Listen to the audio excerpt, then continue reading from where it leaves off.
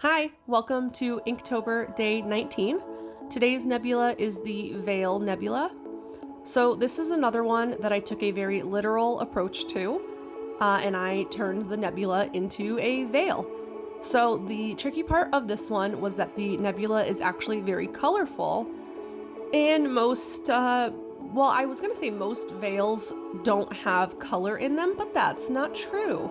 That's true in a bridal sense. Fun fact, fun little side tidbit, I used to sell wedding dresses and be a bridal consultant for things like that. So my brain automatically goes to wedding themed things, and my best friend used to actually be a wedding planner. So I used to work at weddings with her on top of selling wedding dresses. So my brain just always goes to that kind of mindset. But so I had to kind of look at different veils that weren't necessarily bridal themed to kind of get a good idea in my head. So I looked at a lot of other cultures. I looked at a lot of, I think, specifically like Bangladesh was a lot of the fashion that I was looking at that had kind of bright colored veils and sarongs. And so that's kind of what I went with. So the nebula itself is pink and blue, and it's like a bright electric blue and like bright pink. Like it was just a very pretty nebula. I really liked it.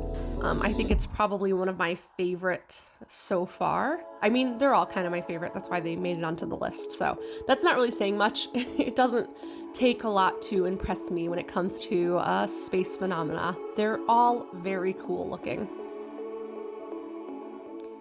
But so I kind of wanted to, because it's a veil and it's essentially a hair piece, I wanted to do our first ever updo, just so that the hair kind of didn't take over. Most of the time for these pieces, I've been doing that the hair is super long and flowy, and kind of that's where we get most of our movement and shape comes from the hair, working with the nebula.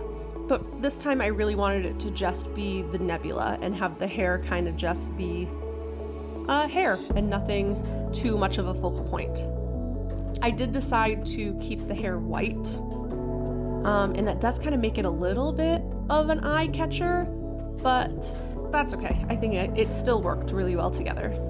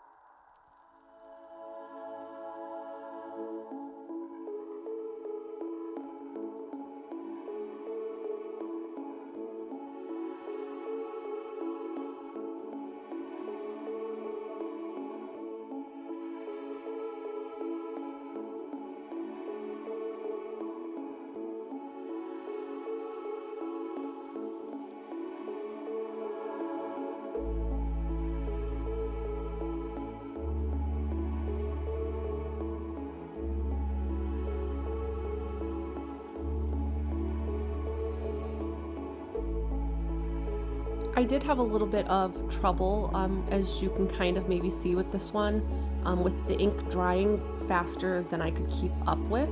So I was getting a lot of accidental patterns and shapes that I had to kind of work around, but I do like what I ended up doing with it and how I made it work in the end.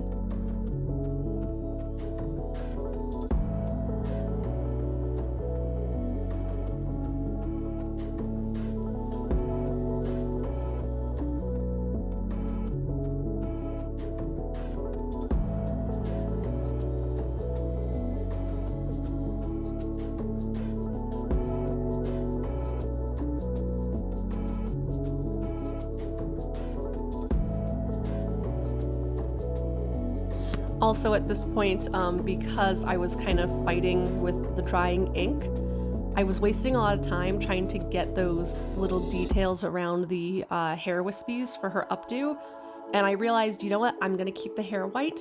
Let me just cover it over it with the black ink for now, let the ink dry, and then I'll just redo the wispies with white ink later on. And that worked out also in my favor. I've done that with a couple other pieces that you can kind of, I don't know if you've noticed in some of the other videos, but there have been a couple of points where I just am like, you know what, F it. And then I just cover up the hair just to paint it back on later on, because sometimes that's easier than trying to fight the ink into getting into those tiny little shapes.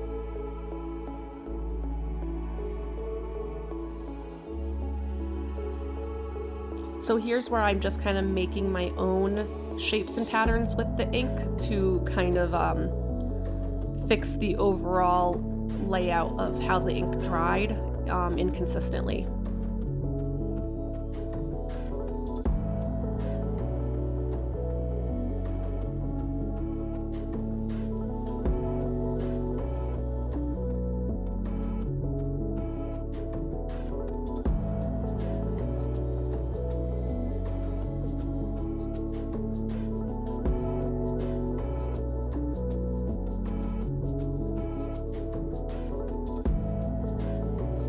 I think adding the shading details to the face is probably my favorite part of every single illustration, because that's kind of really where, for me, it all comes together. I know I said in a previous video that the hair wispies are also that point for me, but I think that adding the hair wispies and the stars is kind of the finishing details. This is the point, you know, when I do the shading on the skin, that's the point where it really starts to become kind of more finalized and more detailed, and just kind of takes it to that next step of illustration.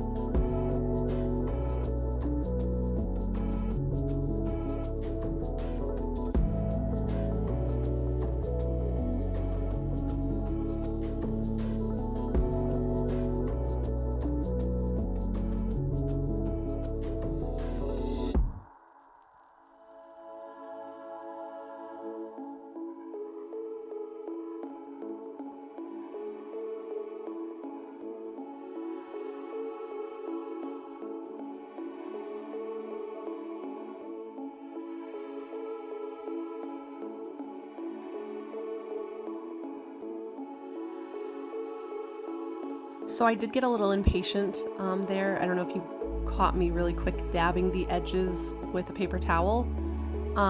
It wasn't all the way dry when I took the tape off, so it did start bleeding a little bit of the black onto the paper once I removed the tape. And so I quickly tried to dab it to fix it, but we do get a little bit of a not clean edge on those sides there where the ink is darker. But that's on me.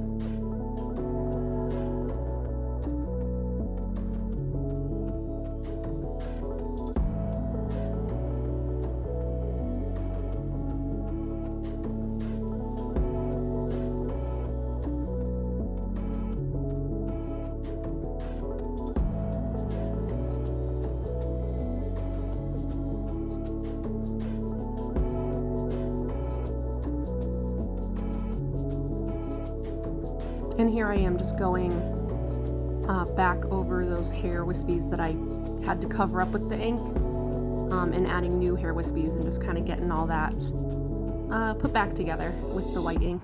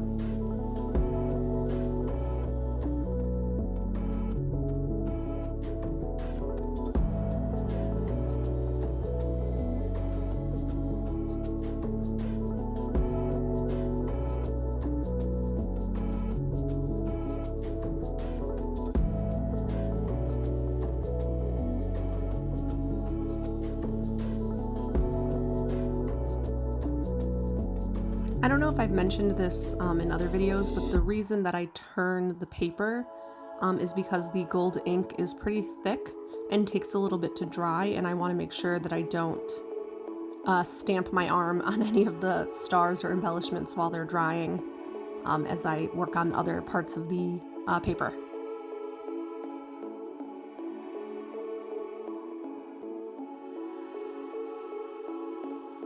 And there was my cat O'Malley, who decided she really wanted to help out, and the best way to do that was to hop onto the table and walk across it, but thankfully I was able to redirect her before she walked on the actual illustration or stepped in any of the black ink that is right there off to the side.